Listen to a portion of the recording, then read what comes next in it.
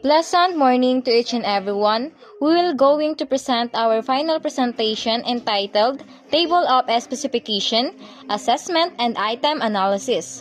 First, let's start with Nereus Malto to discuss the Table of Specification, followed by Joy Talay.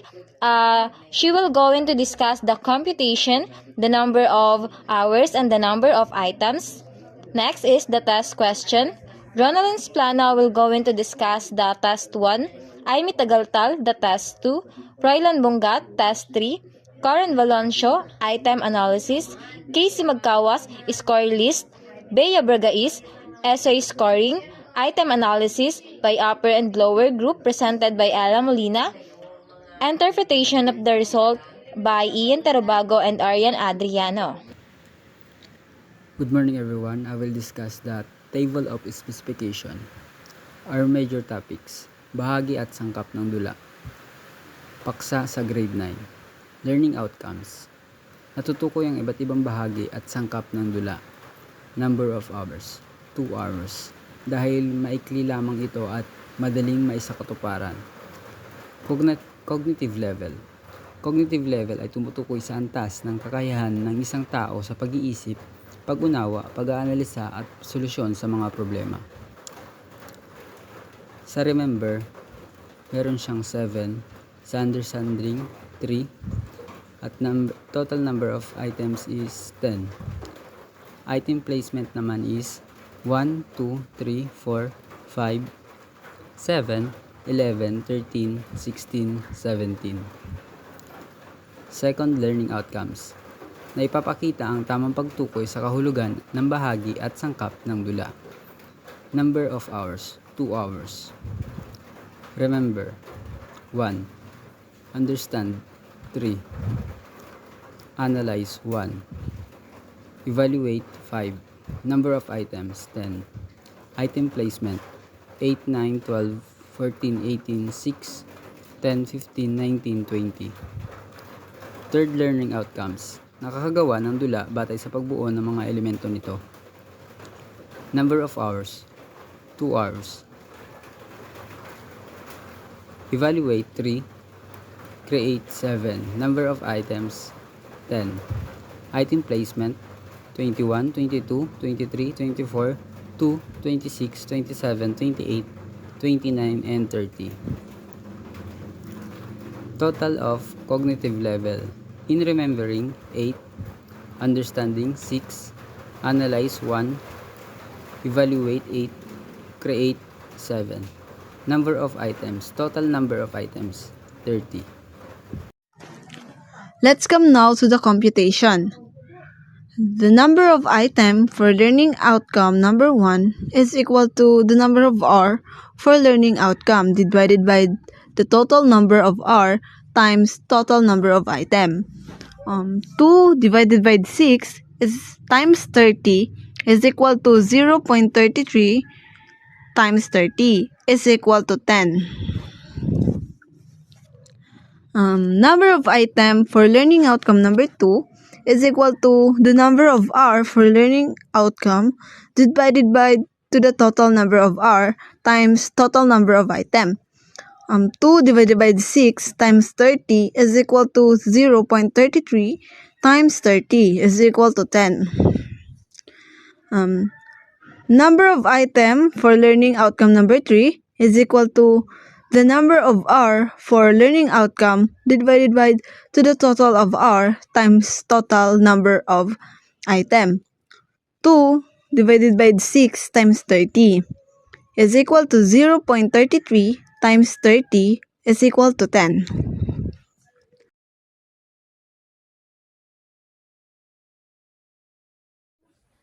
Test 1, multiple choice. Piliin ang titik ng tamang sagot.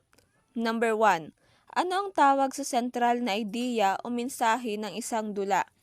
So, this question is belong to learning outcome number 1, which is the cognitive, and the cognitive level is remembering. Number 2, ito ang ginagamit ng mga tauhan upang mag-usap sa dula. So this question is belong to learning outcome number 1, which is the cognitive, and the cognitive level is remembering.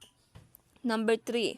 Ito ay ang pinakamatindi o pinakamabugsong sangkap ng dula.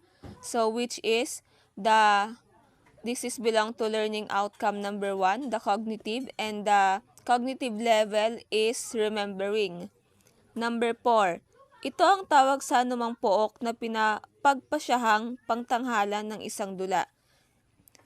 This question is belong to learning outcome number 1, which is the cognitive, and the cognitive level is remembering.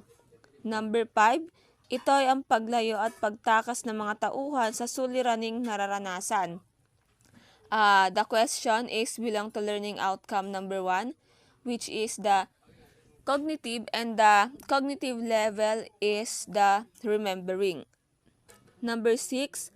Ano ang tawag sa elemento ng dula na tumutukoy sa mga gumaganap at nagbibigay buhay sa kwento? So, this question is belong to learning outcome number 2, which is the psychomotor, and the cognitive level is the analyzing. Number 7.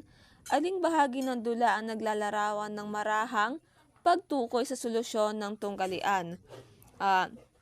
Number 7 is belong to learning outcome number 1, which is the cognitive, and the cognitive level is the understanding.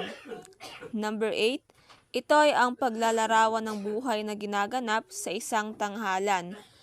This question is belong to learning outcome number 2, which is the psychomotor, and the cognitive level is the understanding. Number 9. Ang dula ay hango sa salitang Griego na drama na nangangahulugang blank. So, the question is belong to learning outcome number 2, which is the psychomotor, and the cognitive level is remembering. So, last question in test 1 is, alin sa mga sumusunod ang hindi kabilang sa tatlong pangunahing bahagi ng banghay sa dula? This question is belong to learning outcome number 2, which is the psychomotor, and the cognitive level is evaluating. Para naman sa test 2, ang panuto ay isulat ng tama kung ang pangusap na sinasaad ay tama at mali naman kung ito ay mali. Sa number 11, ang pananaw ng may akda ay makikita sa tema ng dula. Ito ay learning outcome number 1 na nabibilang sa cognitive level na understanding. Sa number 12 naman, ang estilo ng pagsulat ay nakaapekto sa damdamin ng manonood. Ito ay learning outcome number 2 na nabibilang sa cognitive level na evaluating. Sa number 13, ang flashback ay hindi ginagamit sa modernong tula. Ito ay learning outcome number 1 at nabibilang sa cognitive level na remembering. Number 14 naman, ang isang dula ay palaging may iisang tema lamang. Ito ay learning outcome number 2 at nabibilang sa understanding. Ang yugto ay tumutukoy sa pangunahing bahagi ng dula na katumbas ng kabanata ng isang nobela kung saan nagaganap ang mahalagang pangyari. Ito ay learning outcome number 2 na nabibilang sa cognitive level na evaluating.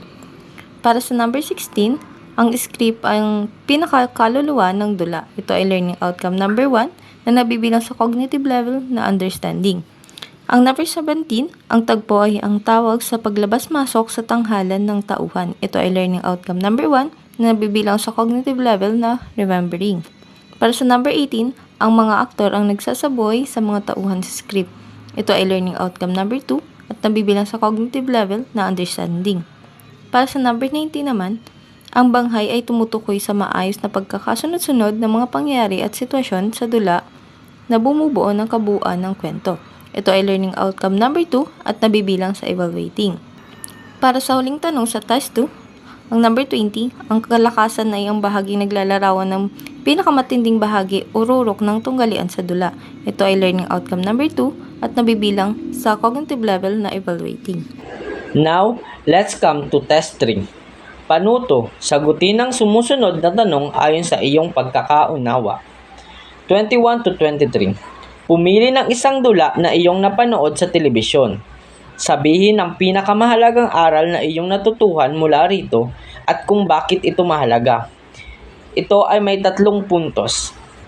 24 to 30. Gumawa ng sariling maikling dula hango sa napanood sa telebisyon o nabasang dula, kung saan maipapakita ng malinaw ang bahagi at sangkap nito. Dito naman ay may 7 puntos. This question is belong to LO3 or learning outcome number 3, which is affective. The affective level is analyzing and creating. Next to be discussed is the item analysis, which will be presented by Miss Karen Baloncio. Now, let's proceed the item analysis of PSED Filipino 3A. For item number 1, the number of correct responses is 20. The number of wrong responses is 0. So, the range of difficulty is 1. The interpretation is easy. So, it must be reversed. For item number 2, 19 yung nakakuha. 1 yung may mali. So, ay 0.95 easy siya. For item number 3, 11 yung nakakuha ng tamang sagot. 9 naman yung may mali. So, it must be 0.55 right difficulty siya. So, kapag right difficulty, it must be retained. For item number 4, 19, the number of correct responses, 1 yung number of wrong responses, so 0.95 easy siya. So, it must be reversed. For item number 5, 16 yung nakakuha ng tamang sagot, 4 naman yung may mali, so 0.8 easy siya. For item number 6, 19 yung nakakuha ng tamang sagot, 1 yung may mali, so it must be 0.95 easy din siya. For item number 7, 16 yung nakakuha, 4 naman yung may mali, so it must be 0.8 easy siya. For item number 8, 19 yung nakakuha ng tamang sagot, 1 naman yung may mali, so it must be 0.95 easy siya. For number 9, 10 yung nakakuha ng tamang sagot, at 10 naman yung may number of wrong responses, so ibig sabihin 0.5 right difficulty siya, it must be retained. For item number 10, 19 yung nakakuha, 1 naman yung may mali, so 0.95 easy siya. For item 11, 19 yung nakakuha ng tamang sagot, and 1 naman yung nakakuha ng may mali, so 0.95 easy siya. For item number 12, 18 yung nakakuha ng tamang sagot, 2 naman yung may mali, so 0.9, ibig sabihin easy siya. For item number 13, 18 yung nakakuha ng tamang sagot, 2 naman yung may mali, so 0.9 easy din siya. For item number 14, 15 yung nakakuha ng tamang sagot, 5 naman yung may mali. So, yung range of difficulty niya is 0.75 right difficulty siya. Ibig sabihin, yung action na gagawin is must be retained. For item number 15, yung range of... For item number 15 naman, 20 yung may number of correct responses, 0 naman yung may mali. So, 1, ibig sabihin, easy siya. So, for item 16 yung nakakuha ng tamang sagot, 4 naman yung mali. So, 0.8, ibig sabihin, easy siya. For number 17, 5 yung nakakuha ng tamang sagot, 15 naman yung number of wrong responses. So, ibig sabihin, 0.25 difficulty siya. It must be revised or discard. For item number 18 naman, 20 yung nakakuha ng tamang sagot, 0 naman yung may mali, so it must be easy. For 19 naman, 20, 0 din yung nakakuha ng tamang sagot, so it must be easy. For number 20, 11 yung nakakuha ng tamang sagot, 9 naman yung may mali, so ibig sabihin 0.55 right difficulty siya, ibig sabihin retain. For item 21, 18 yung nakakuha ng tamang sagot, 2 naman yung may mali, so it must be 0.9 easy siya. For 22, 19 yung nakakuha ng tamang sagot, 1 yung may mali, so 0.95 ibig sabihin easy siya. For item 3, 17 yung nakakuha ng tamang sagot, 3 naman yung nakakuha ng may maling sagot, so 0.85 ibig sabihin easy din siya. For item number 24, 19 yung nakakuha ng tamang sagot, 1 yung may mali, so it must be 0.95 easy siya.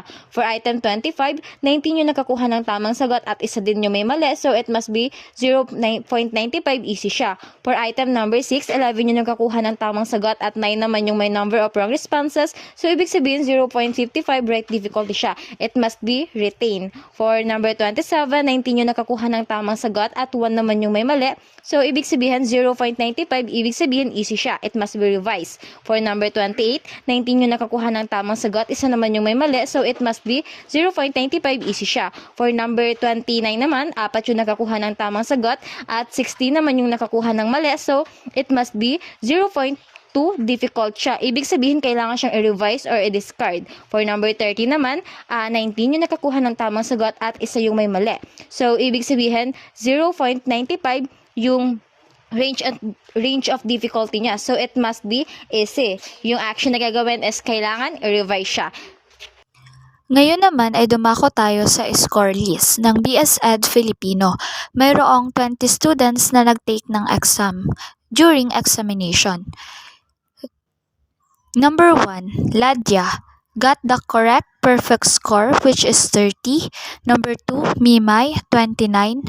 Number 3, Malto 29.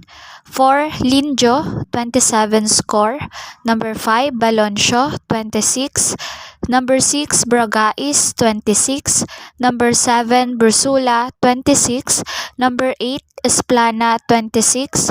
Number 9, Bongat 25. And number 10, Molina 25. Number 1 to 10 is the upper group.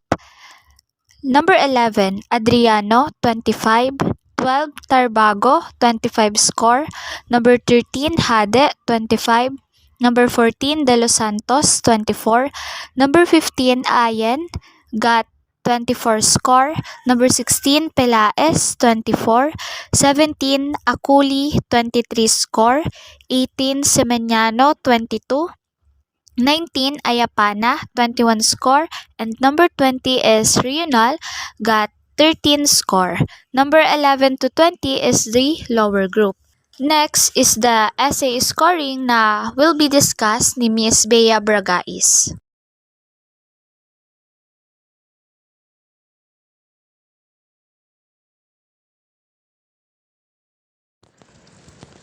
For essay scoring, item number 21 to 23, ang paraan ng paggrado dito ay ang una, ang sagot ay nasa buong pangungusap at may tamang gramatika, 1 point.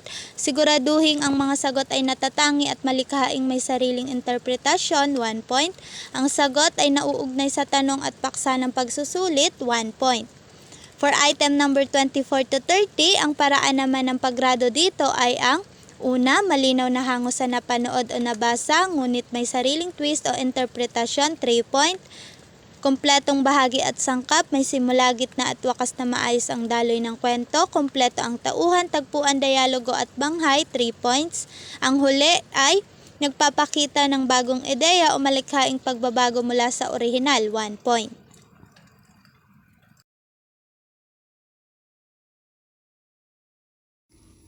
To determine the upper and lower group, first thing to do is to arrange the score from highest to lowest. Then, determine the group size by using the formula number of student per group equals to total number of student divided by 27%. 30 divided by 0.27, so the number of student per group is equals to 8. So, good day to everyone. So, ayun na nga, inorganize na natin yung mga scores ng mga students na nag-take ng exam in just one table. So, based on our computation, kukunin natin yung initial grade and transmuted grade ng mga students natin based sa score na nakuha nila. So, start na tayo. First is Miss Ladia na nakukuha ng perfect score, 30/30. So, para malaman natin yung initial grade nila is may formula tayong sinusunod. The formula is yung score na nakuha ng students natin divided by the number of items and multiply it by 100. So, based on our computation, dahil perfect score yung nakuha ni Miss Ladia, initial grade niya is 100. And yung para makuha natin yung transmuted grade natin is may table tayong titignan, yung table na nasa books natin. Yung equivalent ng 100 is 100, which is very outstanding. Next naman is score ni Miss Mima and Mr. Malto na 29. Para silang 29 and initial grade nila is 96.666667. So para hindi na tayo mahirapan is gawin na lang natin 96.67. Rounded off na tayo para mas madali. So initial grade nila is 96.67 and based on our table, transmuted grade nila is 97. Which is nasa range pa sila ng outstanding. And last, for the descriptor of outstanding, Mr. Lindio na nakukuha ng score ng 27. Based on our computation, 90 yung initial grade niya. And transmuted grade niya is 93, outstanding. Because yung outstanding is, kapag nasa range pa siya ng 90 to 100, outstanding yon. And automatically, syempre, passed yun, di ba? Next naman is sa score ni Miss Baloncio, Miss Bragais, Miss Bruzola, Miss Esplana. Silang apat is nakakuha ng 26 na score. So, initial grade nila is 86.67 na may equivalent sa transmuted table natin na 91. So, next naman na tayo si Miss Molina, Mr. Bongat, Miss Adriano, Miss Hade, and Mr. Tarobago na pare-pares lang nakakuha ng 25. So, yung initial grade nila is 83.33. Transmuted grade nila is 89. The next tayo is si Miss De Los Santos, Miss Ayan, and Miss Pilaes na nakukuha ng 24. Then, may initial grade sila na 80. Yung transmuted grade nila is 87 based on our table. So, sa range naman na very satisfactory from Miss Molina to Mr. Bongat pala to kay Miss Akuli, very satisfactory sila kasi nasa range pa sila ng 85 to 89. Next naman is Miss Simeniano na nakakuha ng score na 23. Initial grade niya based on our computation is 76.67 na may transmuted grade na 85. So, pasok siya sa very satisfactory, 80 to 84. Next is Miss Ayapana na may score na 21. Initial grade niya based on our computation is 70. Pero that is not literally 70 kasi may transmuted table natin tayo na equivalent siya is 81. And sa pasok pa din sa satisfactory range na 80 to 85. And unfortunately, may one students tayo na mababang score kasi di naman yan maiiwasan, di ba? Kapag nasa field na tayo, lalo ng mga future teachers tayo, kapag teachers na tayo, di natin maiiwasan yung pagkakaroon ng failed students. So, Miss Rio na lang nakukuha ng 13 score na may initial grade na 43.33. So, based on our transmuted table, yung grade niya is 70. And, pag sinabi natin 70, di ba? Ano yan? Failed yan.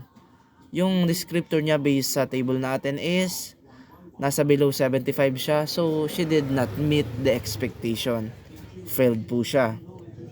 Then, that's all for the explanation of initial grade, transmuted, descriptor, and remarks of the students. Let's proceed now to the next discussion or next presentation presented by, will be presented by Miss Aryan Adriano sa mean, median mode. Now, for the mean, median, and mode. Mean is the average of a set of data. It is computed by adding all scores divided by the total number of students. In this case, the computed mean is 24.75. Now, for our median. Median is the middle value of a set arranged in order from highest to lowest. Since dalawa yung middle scores natin, all we need to do is to add both scores then divided by 2. So 25 plus 25 equals 50 divided by 2 is 25. So therefore, median in this set of data is 25. Then for our mode is the score that occurs most frequently. In this case, 25 is the score that occurred the most. Now, in conclusion, based on our item analysis, the assessment itself needs revision because most questions are interpreted as easy. Revision is necessary to these questions to further test the understanding of the topics. On the other hand, the Filipino 3A managed to get an outstanding scores for this assessment. Now, for our last speaker, our leader. Okay, now let's proceed to the contribution of each members. Group 2's contribution to the table of specification where Miss Casey Magkawas created the major topics which is bahagi at sangkap ng dula, where Mr. Ian Tarubago and I developed the learning outcomes. Miss Arian Adriano handled the cognitive levels and other parts of it such as number of items and number of placements, and I did the calculations. Miss Magkawas also created the assessments or the test questions. So their work led to a successful table of specification presentation. Norius Malto was the reporter last meeting. On our last meeting, group to present the test question and gumamit kami ng IAMS for that. Ang lahat ay nag-ambag at nagtulong-tulong upang makabili ng materials and ma-present ng maayos yung test questions or yung tinatawag nating assessments sa unahan. For the item analysis naman, Miss Arian Adriano volunteered to do it and revised by Mr. Ian Tarubago, and after that, sinend nila sa GC yung final output na ginawa nila to discuss and explain on how are we going to discuss and report our presentation. After that, I assigned my classmate to discuss this part. Mr. Norius Malto, table specification, Miss Joy Talay, the computation, Miss Ronaldine Splana for test 1, Miss Aimee Tagaltal, test 2, Mr. Proylan Bongat, test 3, and myself present the item analysis. Miss Casey Magkawas finally presented the score list. Also, the Bea Bragais present the essay scoring. The item analysis by upper and lower groups presented by Ella Molina, and last for the interpretation of the results present and explained by Mr. Ian Tarubago, and for the mean, median, and mode, also the standard deviation, explain siya ni Miss Arian Adriano. So, because of our skills, knowledge, clear communication, and dedication to ensuring everyone felt heard and value were invaluable. I am deeply grateful for their contributions, and that's the end of our presentation. That's all. Thank you.